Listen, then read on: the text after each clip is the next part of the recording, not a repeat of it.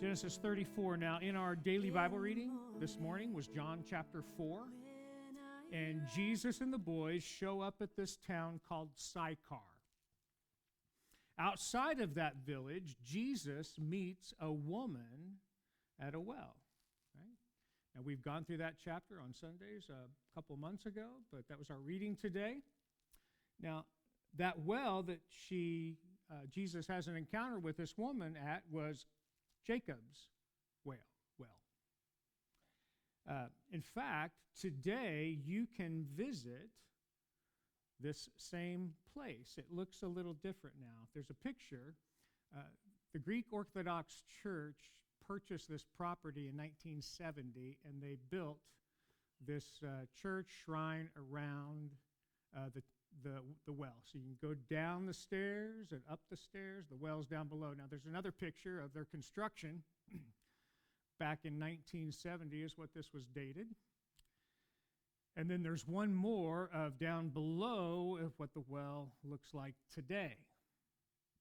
So if you're ever in the neighborhood and all of this stuff we're talking about in the Bible, you could actually go see it, feel it, touch it. Now, this same location is, in a sense, in the same area, the same place that we're studying in Genesis. The area of Sychar, which is mentioned in John chapter 4, was a small village that was built upon what was once the city of Shechem. And Jacob decided to buy land at Shechem, and he dug a well. Now, this is a very significant location. So far in Genesis, this is the place where Abram first came to the land of Canaan, right? And God gave him a promise at Shechem that he was going to give him all and his descendants all of this land.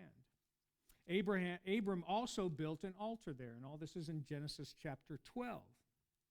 Now, Jacob has now returned from Haran. He's purchased land, and he's built an altar. Later, we're going to find in chapter 48 that Jacob will have a battle with the Amorites and defeat them and gain this land.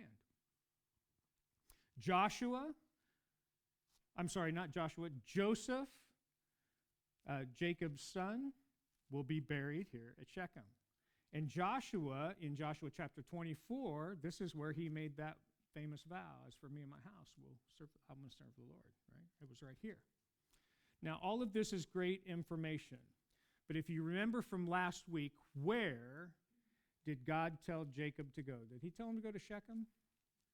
No. Genesis 31, in verse 3, he said, go back to the land of your fathers. Verse 13 of that same chapter, he said, go specifically back to Bethel. Verse 18, go back to the land of your father Isaac. Genesis 31, verse 13, this is what he said. I am the God of Bethel, where you anointed the pillar and where you made a vow to me. Arise, now get out of this land and return to the land of your family. This is when he's still working for his father-in-law. Bethel is the place where the Lord first spoke to Jacob. Shechem is not that place. And Shechem is not the place that his father Isaac lives. He's down in Beersheba. Jacob is not where he is supposed to be. Jacob is supposed to be in Bethel. Now in Shechem, Jacob buys land. We looked last week before he went to Shechem. He was in this other little place, and he built a house. And he also builds an altar to the Lord in Shechem, and he calls it El Eloi Israel, which means the God of Israel. Now again, at Bethel, 20 years ago, God appeared and spoke to Jacob for the first time. Jacob made a vow to the Lord that he would be his God, that he would give a tenth of all of his wealth to the Lord, and he would establish Bethel as the Lord's house. That's in Genesis 28. Jacob is just a little outside of the city of Shechem, in an area that is good for his livestock, good for farming. I mean, remember, he's got a lot of stuff now, and he needs a place to take care of all of this livestock that he has. But as we talked last week, justification for being disobedient is never God's will. Let me say that again. Justification for being disobedient is never God's will. Jacob does something spiritual here. He builds an altar, right? Now, building an altar would be a good thing. That would be something super spiritual. But is he where he's supposed to be? No. Doing spiritual things does not replace obedience either. Jacob is left serving his father-in-law for the past 20 years. He's been a servant, and now he's free from his father-in-law's control. He's reconciled with his brother Esau. I mean, you could say, in a sense, Jacob now has a new, fresh start in life. And think about it. Becoming a child of God is kind of like getting a fresh start, isn't it? I mean, our sins are completely forgiven. That guilt and shame that we have carried around is removed, and there is just an amazing feeling we all have. I mean, sometimes in those moments when we just really absorb that, it's like nothing can stop us. We feel like we could take on the world, right? See, God's grace has done a work in our lives. But see, a fresh start even doesn't give us permission to be disobedient. In 1 Corinthians chapter 10, verse 12, Paul gives us some good information. He says, "Therefore, let him who thinks he stands take heed lest he fall." I mean, Paul's warning believers. He's saying, listen, don't be flippant about your walk with Jesus. You know, everything may be okay today, but we all know that things can change and turn on us in an instant, right? And we got to remember that works both ways. There are times that things will be going great, and then all of a sudden, it just seems like it's the worst thing that's ever happened. And then it seems like we're in the worst place ever, and then something happens, and it's like, oh my gosh, right? Fresh start again. In 1 Corinthians 15:33, he gives us a little more advice. Do not be deceived. Evil company corrupts good habits. Now, do you think, if you look at that verse, do you think that it is important about the people you hang out with, the things you watch, the things you're involved in, right? There are some times in our Christian walk we think we're super strong and we get as close to sin as possible, but evil company corrupts good habits. And probably all of us, I'll just raise my hand and say myself, there have been times that I felt like I was on the ball and I was getting close to things that I shouldn't be close to, and then boom, fall.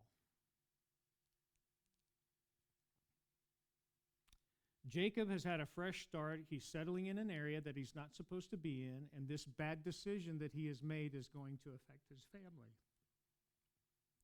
So, long introduction for a horrible chapter. Ready? Here we go. Chapter 34, verses 1 and 2. Now, Dinah, the daughter of Leah, whom she had bore to Jacob, went out to see the daughters of the land.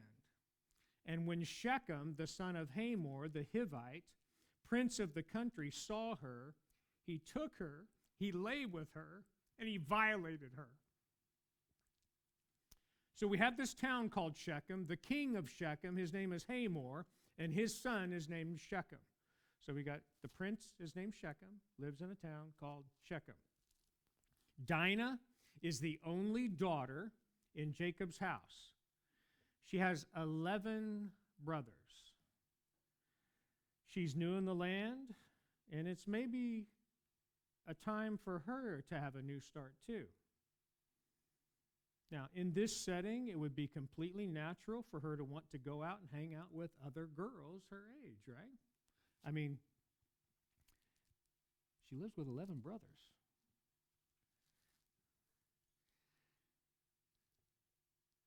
So she's out with the girls one night, and the prince of the city sees her, and he takes her, and he has sex with her. Shechem raped Dinah. Now, there's a lot of questions that I think we want to get answered. Here's a few that I have. And understand the questions I have, the text does not answer. Did Dad know she was out running out with these other girls? Right? Where were her brothers? Did she sneak out wanting to get away from all that testosterone that was in the house? Maybe. I mean, and what were all these girls doing? Now, listen carefully. Don't try to construct an argument of what you think happened or why it happened. We do not know. But here's what we do know. Jacob brought his family to a place where they should not be. Now, why do you think God told Jacob to go back to a specific place? Well, after what we've read so far, I would say protection. I mean, the land of Canaan is wicked. I mean, it's so wicked that there were two cities, Sodom and Gomorrah, that God came and destroyed when Grandpa Abraham was around. Grandpa Abraham witnessed it. Back in Genesis 15, God told Abraham that his descendants, remember, he has this horrible dream. And he says, listen, your descendants are going to be in bondage, slaves to Egypt, for 400 years while I deal with the people of Canaan. In that text specifically, he calls it the iniquity of the Amorites. God gave the people, the land of Canaan, 400 years to repent, to change their ways. But they didn't change their ways. In fact, they got worse. The specific things that God would judge them for: sin of idolatry, sexual perversion, and child sacrifice. See, when Israel came to the land and everybody gets all bent out of shape, how could God do this? How could he send them in to wipe out these people? Because God was bringing judgment upon those people that he gave 400 years of an opportunity to repent, and they would not. Now, we're not told the specific sins of this city, Shechem, other than what we're told here in the text. A guy sees a girl, he decides he wants the girl, and he takes the girl. Look at verse 3. It says, his soul was strongly attracted to Dinah, the daughter of Jacob, and he loved the young woman, and he spoke kindly to the young woman. So Shechem spoke to his father, saying, get me this woman as a wife. See, Shechem took her, he had sex with her, and now he wants more. Girls, young girls, be on your guard. A guy will say and do anything to have sex with you. See, if a guy really loves you, he will treat you like a princess. He will never put you in a position to compromise you giving him something that is for your husband and your husband only. If a guy is pushing for sex, he is not in love, he is in lust. And there is a difference. Now, this next verse really, really bothers me as a dad. Let's look, verse 5. And Jacob heard that he had defiled Dinah, his daughter, and now his sons were with his livestock in the field. So Jacob held his peace until they came. Now, I know that my first reaction would probably not be a godly reaction. I'm not sure anyone could stop me from finding that boy and showing him clearly that he would never, ever do what he has done to my daughter to anyone ever again. Dads, any of you in the audience, what would you do if that happened to your daughter? Jacob holds his peace. Now, years ago, I was called by a buddy of mine to sing backup for this Christian country music singer. His name was Dennis Agajanian. And so there's two problems with this. Number one, I don't like country music. And number two, I don't like country music. In fact, when I was given the sheet music and a cassette tape of, that was how long ago it was, a cassette tape of the songs, I thought he was playing a joke on me. I mean, I was listening to this stuff and I go, you gotta be kidding me. I called him and I said, okay, your joke's real funny, haha, you know I don't like country music, where's the real music and where's the real tape? And he goes, no, that's it, Kenny. I was like, oh my gosh. Okay. Anyway, in the concert, between a few songs, this guy gets up and he's sharing about his family. He's got 3 daughters, and he was going to give his position as a father on what he required or what he expected from any boy that dated his daughters. So the first time a boy asked his daughter out, he wanted to make sure that the boy understood the rules. So the boy knocks on the door, and Dennis answers the door. Now this guy, he's like full-on cowboy guy. He's like 6 foot, this wide, big cowboy hat, dark glasses. I mean, he's just intimidating to look at. Boy knocked on the door, and he opened the door, and he said, listen, boy, I'm a Christian, so God will forgive me if I have to kill you. See, Jacob takes no leadership role here. He does nothing. He holds his peace. And the question you might think is, well, does he have a plan? Verse 7. And the sons of Jacob came in from the field, and they heard it, and the men were grieved and very angry because he had done a disgraceful thing in Israel by lying with Jacob's daughter, and the thing which ought not to be done. So dad holds his peace, but the boys are grieved and very angry. So Hamor and Shechem, dad and the son, they come and knock on the door to visit Jacob and his 11 sons. Verse 8. But Hamor spoke to them, saying, the soul of my son Shechem longs for your daughter. Please give her to him as a wife, and make marriages with us. Give your daughters to us, and take our daughters to yourselves. So shall you dwell with us, and the land shall be before you. Dwell and trade in it, and acquire possessions for yourselves in it. Now think about this for a minute.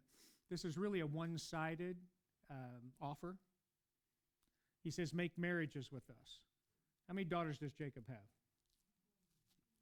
Now, we aren't told how many daughters are in Shechem, but there's obviously more than one, right? Now, we have to remember, God's call on Jacob's life is that he is the chosen son to be the heir of having the lineage of the Messiah coming. That's why he was specifically chosen. We have 2 people groups here that are wanting to intermingle. What will happen to that lineage if that happens?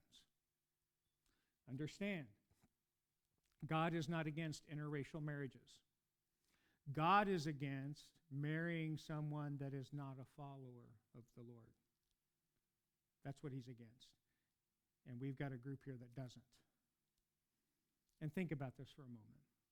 Think about all that we've studied about Jacob is like, I mean, is this a guy you would want to hang out with? I mean, we could say he's done some good things, but man, he's pretty much blown it most of the time. Now, so with that in mind, would Jacob's family influence the people of Shechem, or would the people of Shechem influence Jacob's family? Remember the verse we looked at in 1 Corinthians 15:33. Do not be deceived. Evil company corrupts good habits. The land, right? Here's the second part. Jacob purchased land already. We know that. He gave 100 pieces of money, whatever that means. He's loaded already, and the guy offers him to dwell and trade in the land and acquire possessions for yourselves in it.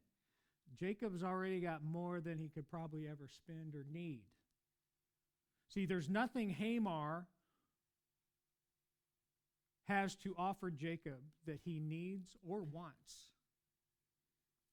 So Hamar's made his pitch. Now it's Shechem's turn, the son. Now, what convincing argument could Shechem possibly put on the table to appease these guys after what he's done? You ready? Verse 11, then Shechem said to the father and her brothers, let me find favor in your eyes, and whatever you say to me, I will give. Ask me ever so much, a dowry and a gift, and I will give according to what you say to me. But give me the young woman as a wife.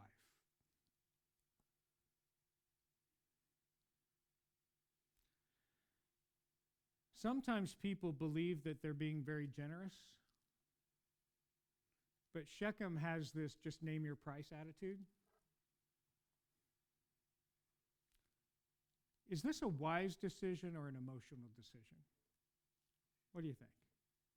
Emotional. Well, let's find out for sure. Verse 13. But the sons of Jacob answered Shechem and Hamar's father and spoke deceitfully because he had defiled Dinah, their daughter. So we know what is coming next is not going to be the real deal, right? Now think about this for a moment. Who is the leader and the patriarch of this family? Jacob. Who's doing the negotiating? The boys. It's obvious that Jacob has no plan, but the 11 brothers do. See, Hamor wants the families to unite. Here's why he wants them to unite, so he can get Jacob's stuff. Shechem says he will do anything to get Dinah as a wife. I mean, he's in love. Physical love and attraction, listen, is not a bad thing. That is how God designed us. But these two don't know each other.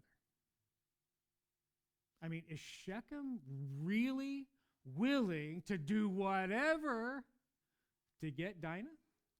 Let's find out. Verse 14. The brothers speaking, and they said to them, we cannot do this thing, to give our sister to one who is uncircumcised, for that would be a reproach to us. Whoa. What? Now, let's think back for a moment what he's talking about here. Why did God ask Abraham and every male going forward to be circumcised? Well, it was a covenant, right? It was a promise. It was the outward, visible evidence of God's promise to Abraham and Abraham's promise to God.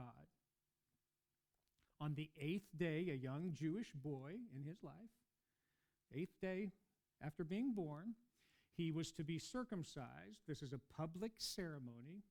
Maybe some of you have been to one, maybe not. It's called a Brit Milah. That's my best Hebrew. And at that time, the boy is given a Hebrew name, and he is given blessing on his life.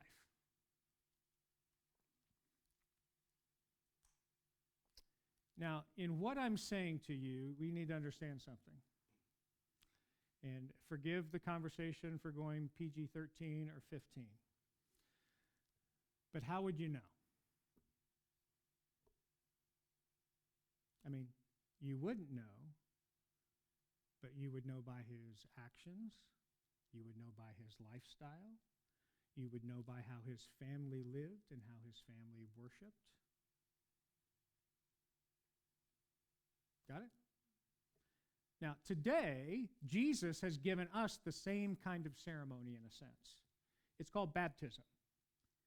Once we give our lives to Christ, we are told to be baptized. It's a public ceremony. Everyone around us knows what's going on. They know now that when they watch you get dunked underwater, that you are following Jesus, no matter where you go in the world. In Florida, we had beach baptisms all the time, and it was amazing. There's times you'd go out with a crowd of people, go out with just a few people, take somebody out, baptize them, you come back up, and there's a crowd standing around. And they're like, oh my gosh, we're Christians, we got baptized, yay! and they're just cheering you on. They don't even know you. See, everyone knows what it is. It's a wonderful picture of the old man being buried and the new man rising to new life. Now, do you see what Jacob's boys are doing here? See, this has nothing to do with reaching people in Shechem for the Lord. These boys are taking a godly act of commitment to God and using it as a tool of vengeance. Is that how God works? No, no way. See, these boys are making something spiritual out of something that has nothing to do with God. One commentator wrote this. He says, they felt justified because the men of Shechem treated Dinah, their sister, as a prostitute. But they themselves are prostituting the sign of God's covenant for their own violent purpose. Verse 15. But on this condition we will consent to you, if you will become as we are, if every male of you is circumcised, then we will give our daughters to you, and we will take your daughters to us. And we will dwell with you, and we will become one people. But if you do not heed us and be circumcised, then we will take our daughter and be gone.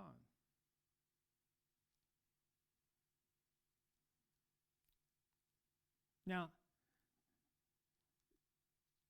there's a kind of a scriptural debate here, if you would like to call it that. What these guys are doing here, is this a just action? I mean, their sister has been raped.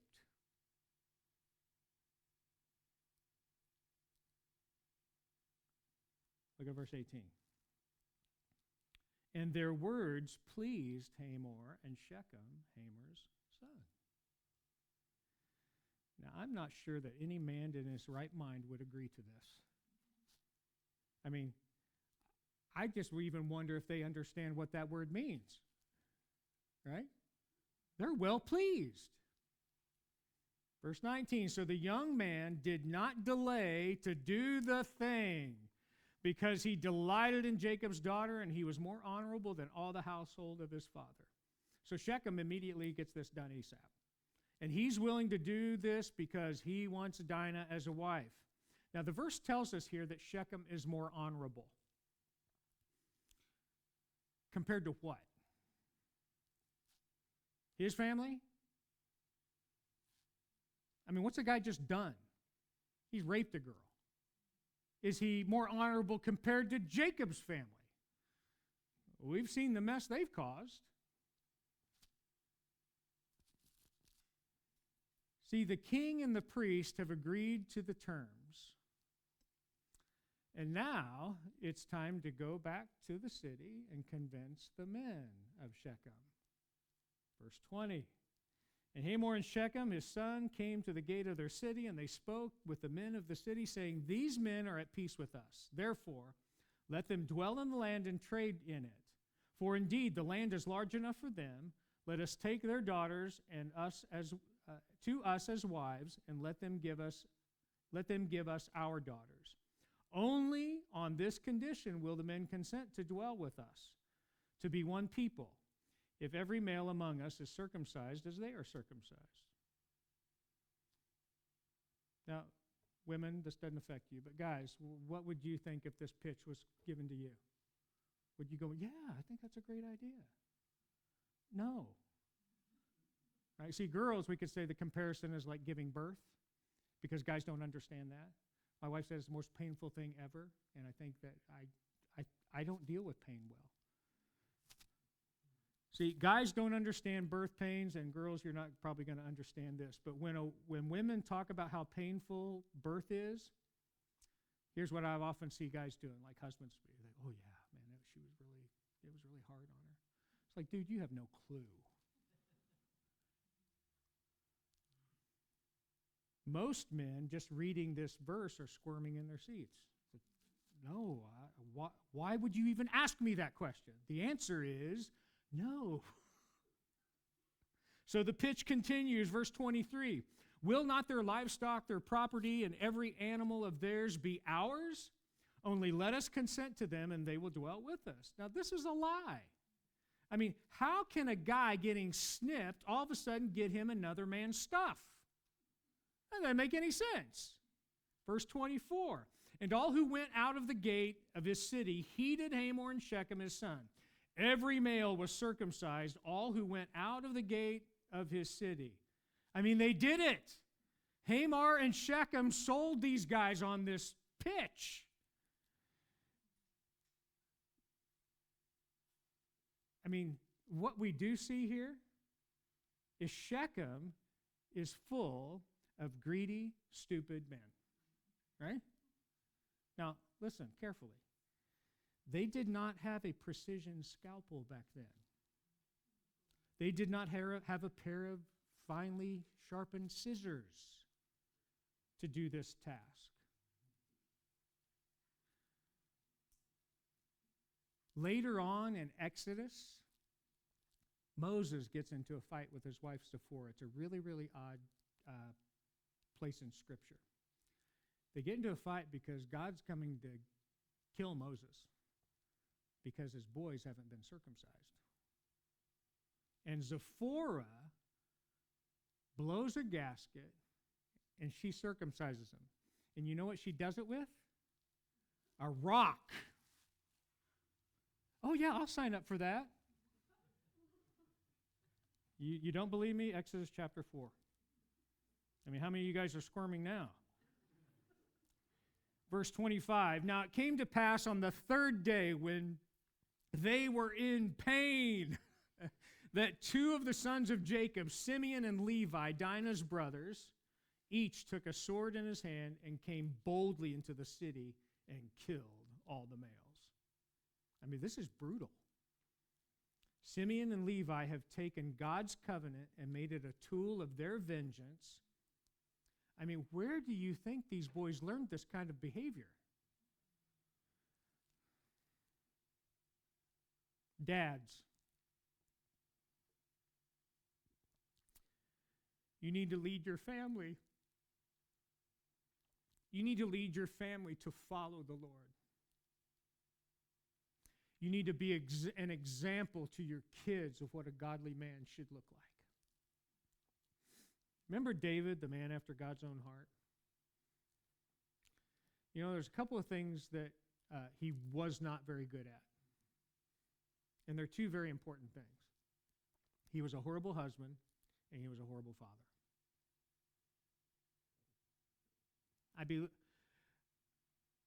I think he tried, but I think the bigger problem is that being a husband and a father was not his second priority. But in the end of David's life, he gives his son Solomon some very, very godly advice. Let's look at my screen. 1 Kings chapter 2.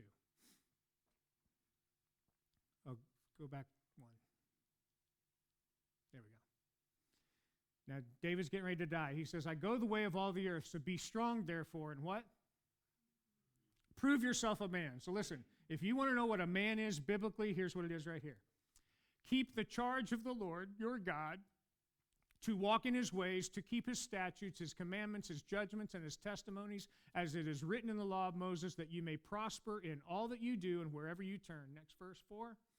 That the Lord may fulfill his word which he spoke concerning me, saying, if your son takes heed to their way to walk before me in the truth with all their heart and all their soul, he said, you shall not lack a man on the throne of Israel. Now that was specifically a promise to David, but listen, men, it is not your responsibility it is not your number one goal, let me rephrase that, to be a breadwinner, to provide a house, to provide a car, and put food on the table. Those are your responsibilities. Your number one goal is to love God with all your heart, mind, soul, and strength. And Ephesians tell us, husbands, love your wives as Christ loved the church. But see, men take that second one and kind of let it fall down sometimes. Work becomes more important. Going out with their buddies seems more important. Oh, they take their family to church, but they aren't teaching their kids the things of the Lord. In fact, most guys are on a guilt trip because they don't know the things of the Lord. They're not doing the things of the Lord, so they feel like they can't teach the things of the Lord. And so here's what I tell men if they're doing that. Stop it. Start doing what you're supposed to be doing and start teaching your kids, right? See, the amazing thing about the Lord is that he can fix anything, right? Moms, you need to teach your kids to still follow the Lord. Teach them Jesus and have it embedded in their minds forever. Now, this is a mom and dad verse, but Proverbs 22:6. Train up a child in the way he should go, and when he is old, he will not depart from it. And we need to understand something about this verse. This is not a promise verse. This is a principle verse. All of us probably know somebody or have a kid or have gone through with a kid that you've done your best to train that kid, and they have fallen off the deep end, right? This is not a promise. This is a principle.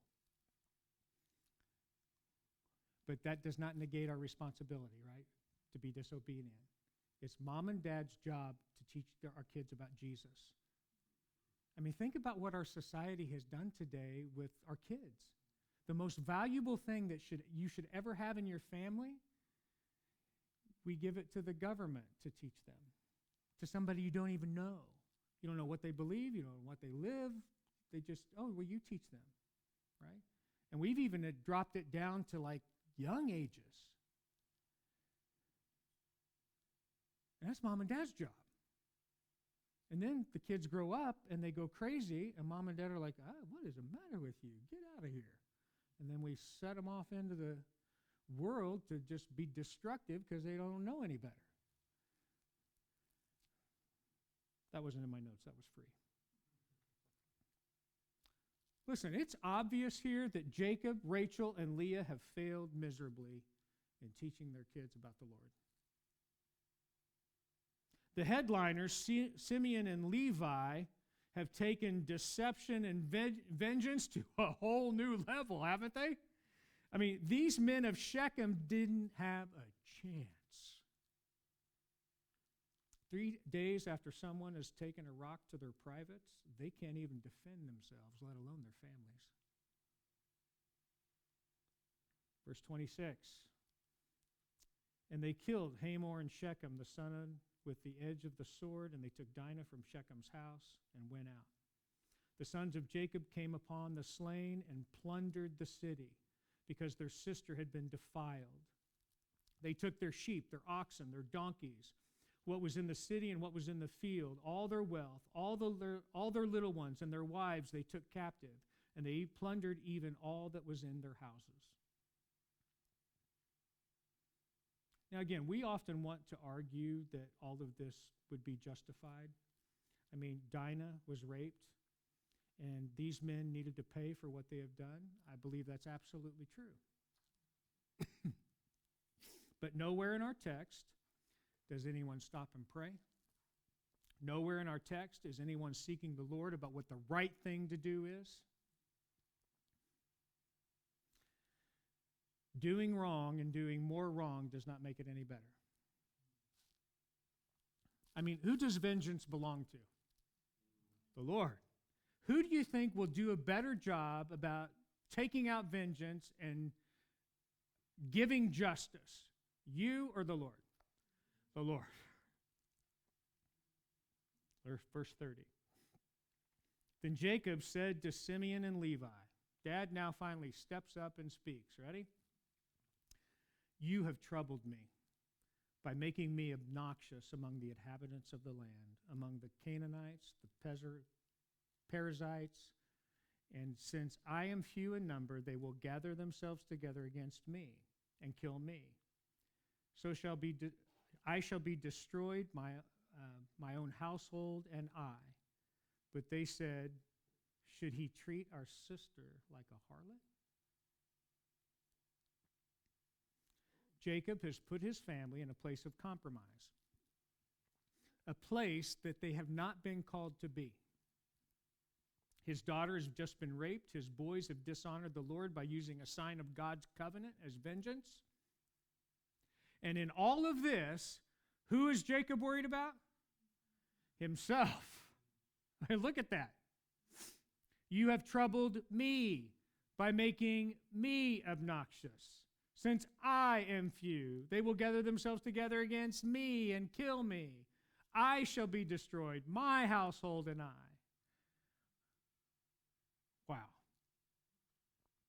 No concern for right or wrong. No concern for honoring the Lord.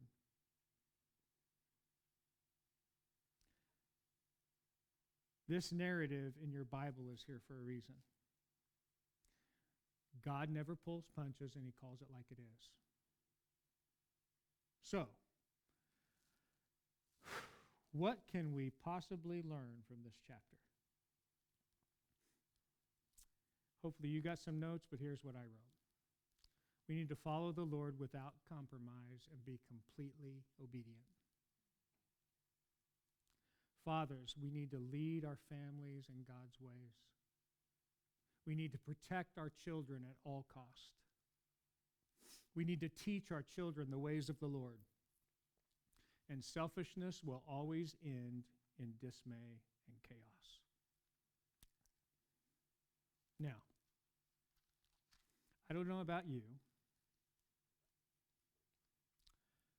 but I think this, if I was God, this is where the line has been drawn, and I would say, I have had enough of you. I am tired of dealing with you. Right? Anybody else feel the same way? Look at chapter 35.